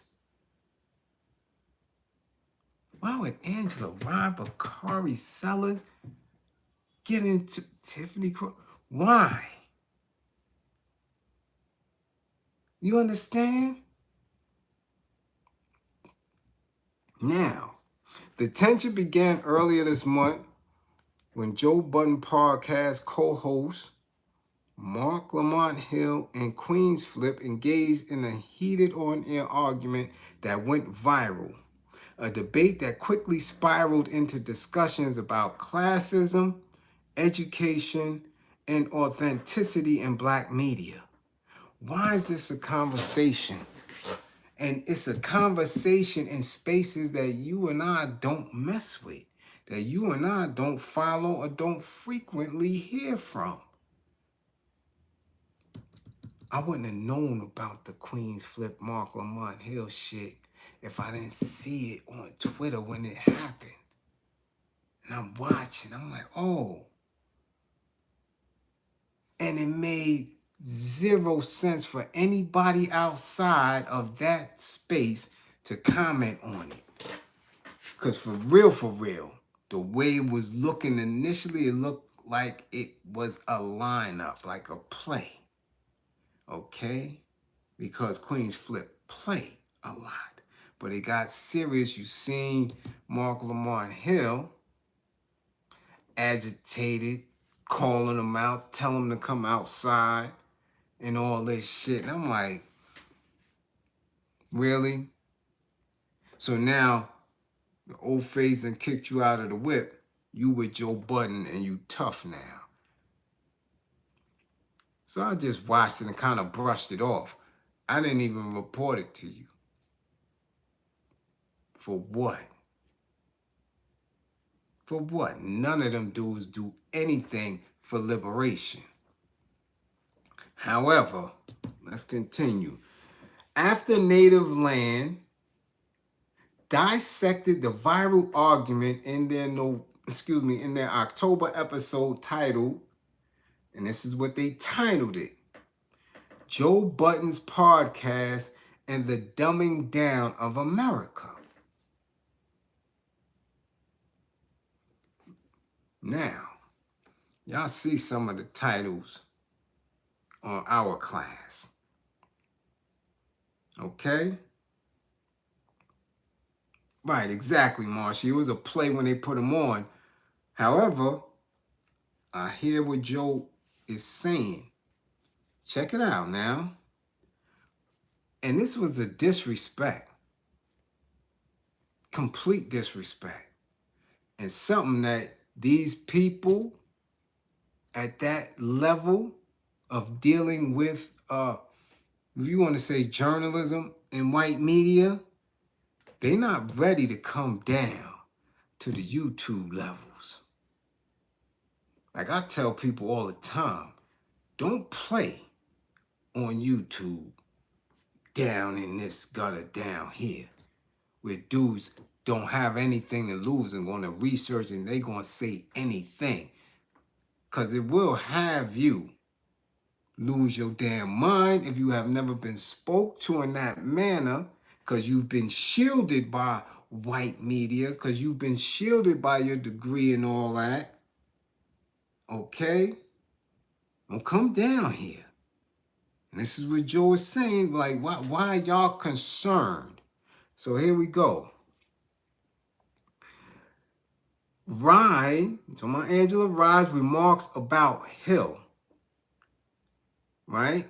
And this is the quote unquote, she said, needing to come home to more intellectual spaces triggered a sharp rebuttal from Joe Budden himself. So coming home to a more intellectual space. Now, I always tell y'all, I only give 1/3 of what I know on social media. We don't know the intellectual levels of Joe Budden. We never even cared to think or challenge that. He seems to be remedial as hell. We know he smoked cocaine and anything and everything else. However, that does not diminish what he has done and what he's been doing. Not at all. In this class, we chuckle about it. Why? Because we know if even in his right mind, he don't do shit to liberate people. That's not his thing. Nor would I expect it to be his thing. So see how people like Angela Rye and this Tiffany Cross and Bakari and all, why would you expect Joe Budden to do anything other than what he's doing? And you can't charge him for that, right? I don't charge none of these other podcasters or YouTubers because they're not here. They're not here talking about Asada. I don't even know if Joe gave her a decent farewell on his show. Or Mutulu Shakur, or Geronimo Pratt, or Sundiata. You understand? That's not him. It never been him. He never spit about it. That was never him. So now that he's in the space that he created for himself, who is this broad? No, for real, who is this broad to charge him for that in the context of what she's saying? Now, in episode 870 of the Joe Budden podcast released this morning, October 18th, Budden delivered a nearly 3-minute monologue defending his co-host and accusing Angela Rye's panel of elitism masquerading as pro-black unity. The fiery clip has since spread rapidly on Twitter, TikTok, and YouTube, thereby igniting a wider debate on respectability politics within black entertainment. There is no respectability politics in black entertainment. Black entertainment is black entertainment. Okay? As Malcolm X taught us, you ain't got nobody from entertainment that's going to free you, that's going to liberate you. Not going to happen. Not no horn player. Not no thespian. It's not going to happen. Okay? So this conversation that they're attempting to have by saying that there's a dumbing down in America, the dumbing down of America been here since Bush 1. The first Bush. You could say the dumbing down of America been here since shit. Ronald Reagan. The actor. These wasn't no intelligent. These are the dummies.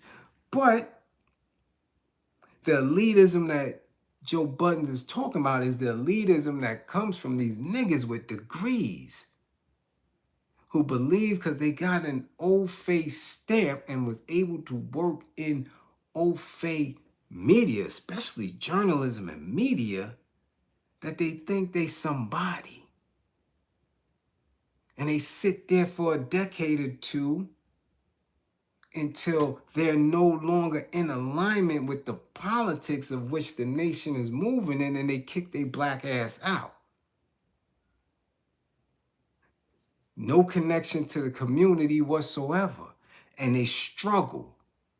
So social media has provided a way for them to try to recapture their audience, to recapture a voice, to become credible. So they get mad at shit like Joe.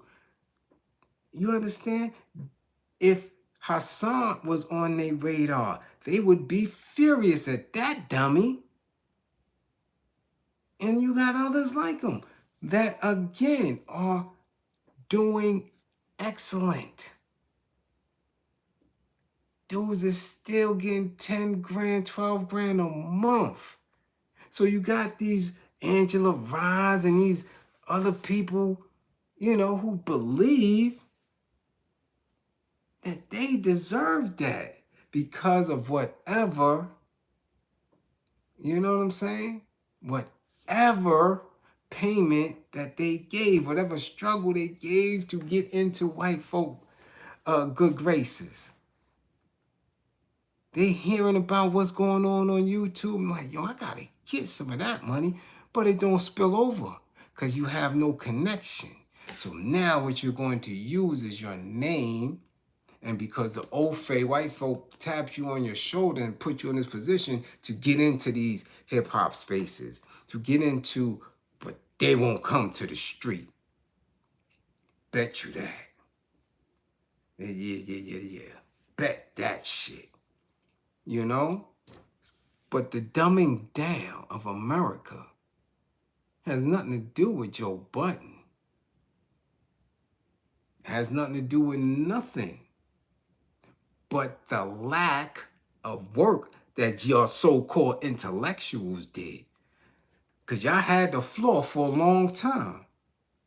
Y'all was running around on Oprah, on Phil Donahue, on Sally Jesse Raphael. You was getting news spaces.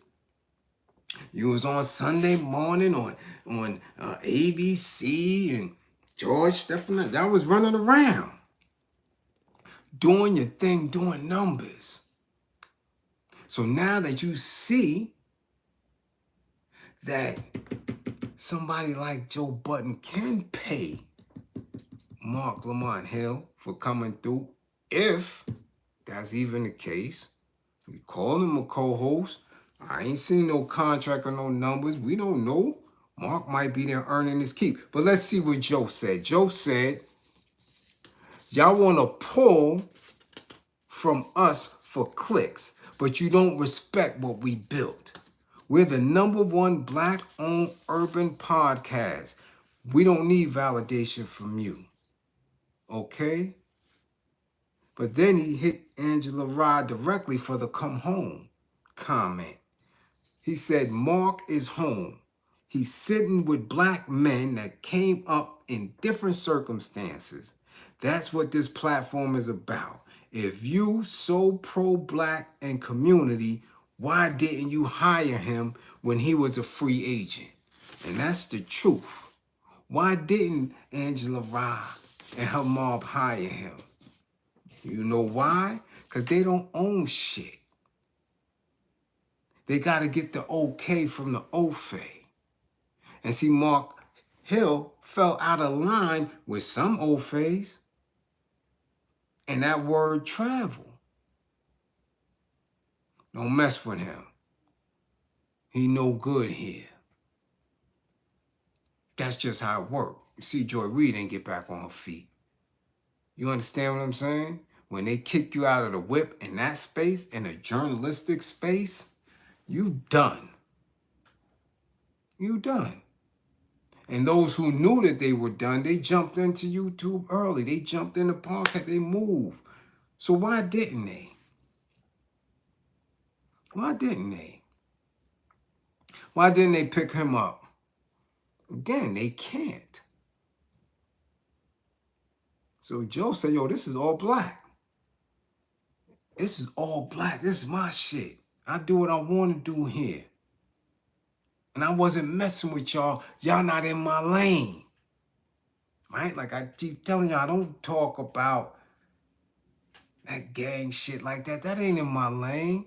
I know of it. I seen it. I speak what I know through my experience, but I don't sit in that pocket. I don't deliver that. That's not me. Angela Ryan got no business talking about no Joe Budden. Is she even from here? Is she British or some shit? I'm trying to remember. I remember some things about it, other than that little bikini shit she was doing. She did some other weird shit. I know I had her in class before. She did something weird. You understand? Here we go. Angela Rye's comments are anti-black and classist. She was perfectly fine with Mark working for a predominantly white-owned organization who fired him for advocating for Palestinians. Come back home to what exactly? White supremacy? And that's true. Frankie, much appreciation for funding the war effort. You want him to go back if there was even a choice. So you throwing shots really at both of them because they didn't like what the argument was based on. See, the argument between Mark Lamont Hill and Queen's Flip started at a point of which Queen's Flip was telling him that you be using them big words. You use a lot of big words. You too many big words. And it was a back and forth, which I really thought was cap until it got real serious. Like, I'm like, oh shit, this is homie in his feelings. As Queen's Flip said, yeah, because you act like a sucker.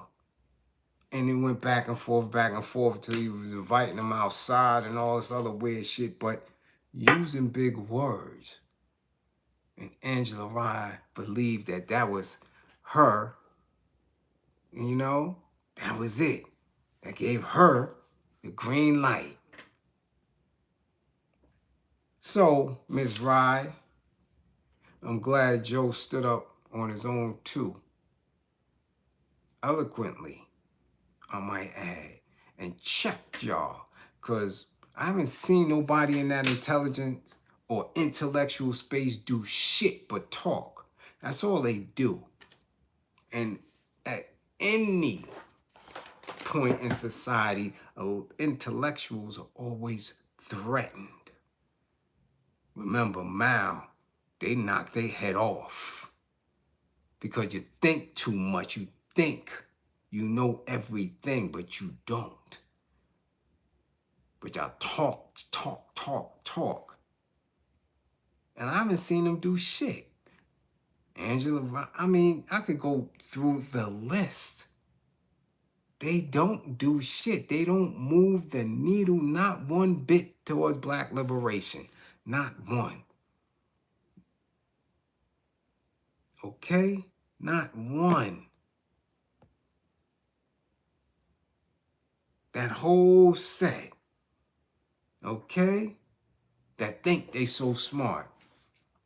That the old face gave them a platform and everybody else just sit and watch. All right, from D.L. Hughley. He ain't moving nobody nowhere. Dummy. Angela Rod, dummy. And I'm moving nobody nowhere. Nobody that you need motion from moves on y'all accord. You had the Killer Mike. You had the David Banner. You had all these. What was the other big head dude named? Tavis Smiley and all these highly got this, that, this organization, this funny finger hand, shut up, all this bourgeoisie bullshit, like move nobody nowhere.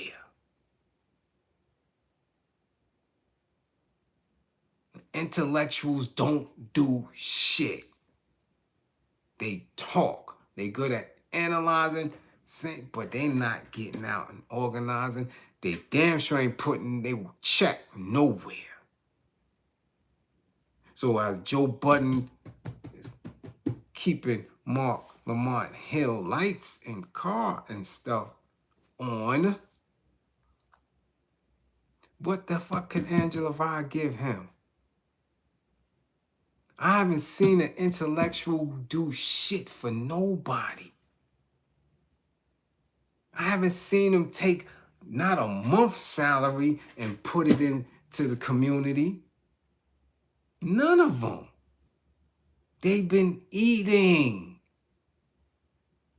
They've been eating. These people have been eating since social media started. These people have been getting bags. And that shit didn't trickle down. Not one bit. Not one bit. Y'all seen Angela Rye in y'all hood? Anywhere? Yeah, Eric Dyson too, and he placates the same way. Another culture vulture, spitting Pac and all this other bullshit. Get your ass out of here. All that dropping by and coming and breezing, get stamped by the community. Get your ass out of here. Them days is over. Over. And they know they can't come back. Over. So what do? They stay in white circles and debate and talk, shop with them. And then they're influenced by white culture. That's why they go into wine tastings and having their own bottle of wine. Yeah, you should get into this. Sell this wine and dumb shit that ain't got nothing to do with nothing. But to keep them getting some type of resource, some type of money in their pocket. And with it, it doesn't come with a give back. So I'm glad Joe Budden was able to articulate himself like that. Tell her and her musty panties to stay up out of that area. Stay up out of it. But I'm telling you they not, because it's consistent. Broadcast news comes down and takes our stories and run with it. These so-called intellectuals doing it. I told you, you've seen Boyce Watkins' entire channel flip. Financial guru, this, that, and the third. Next thing you know, Fly Nubian Queen. Next thing you know, they don't have shit. Nothing. So then he tried to come down and talk about hip-hop shit and street shit. And what happened? What happened? He went from going live to having 5,000 and 6,000 in his chat to now 20 and 30 people. You understand? People, if you can't grow organically and really have an audience that you're in touch with and that you really engage with, I keep telling y'all, they all gonna fall. They all going to fall because they are not in a position at all to challenge the status quo. And that's for real. They say something out of alignment with 47 and he gonna be on their ass. He gonna be on their ass. So how intellectual are they in real reality? Huh? How? How? See them intellectuals on The View, they ain't say shit to hold Jimmy Kimmel down. I ain't hear a statement yet. That shit flew, went right above people's head. They ain't peeped that. I called it out. I said they wasn't gonna say shit. Did they? Them old phase get rid of them quick. Then all them second homes and third homes, they'll be struggling. They ass to be on OnlyFans too, with they little old, matured cookie bent the fuck over. Yeah. So I'm at, hey, listen, I ain't no fan, but yo, Joe, give them the business. Don't stop at no 2 or 3 minutes. Drive that broad to OnlyFans. Make sure, since she popping that shit, that this go viral. Make sure it go viral, Joe. Stay on their neck. Because one thing white folk don't like is investing in black folk that can't produce. And them intellectuals ain't producing shit. They are not needed. As you can see, because we got one of the dumbest presidents ever. He don't give a damn about none of that shit. Because intellectuals get their head knocked off. Brute force runs the world. Always has been. That's why all of them intellectuals was always in hiding. Or under the threat of getting their neck chopped. All of them. Plato, Aristotle, all of the great thinkers, all of them. They all was under the threat and getting their head knocked off. Keep at it, Joe. I'm telling you, until she is out of a job for that stupid elitist bullshit, send her ass to OnlyFans. She'll be all right. She'll make a few. Send her ass to Dubai with the rest of the little light-skinned girls. But definitely don't let her or any of them come at you sideways. That's what y'all do over there at Joe Budden Podcast. You know? And on that note, I got to go, man. It's 1:37. Y'all up here wilding. Y'all been with me all this time. Check y'all out. I appreciate that, y'all, though. I'm telling you, don't believe in me, believe in my belief in you. Right? That's the mantra. Don't believe in me, believe in my belief in you. My classroom assistants, much appreciation for holding it down with me on this Sunday night. Some of y'all got to work. So don't get fired messing with me. All right? I keep telling you that. Okay? What's up, England? I see you, Mark. Salute. Glad you could join me. Fund the war effort. Okay? So, yeah, much appreciation to my classroom assistants. So all those who funded the war effort, much appreciation. Much appreciation. You dig? It's a war going on, and we rocking, we winning, because we building. And we going to have tangible resources. Okay? Tangible resources for our people. New strategies. Separate from the oath at all costs.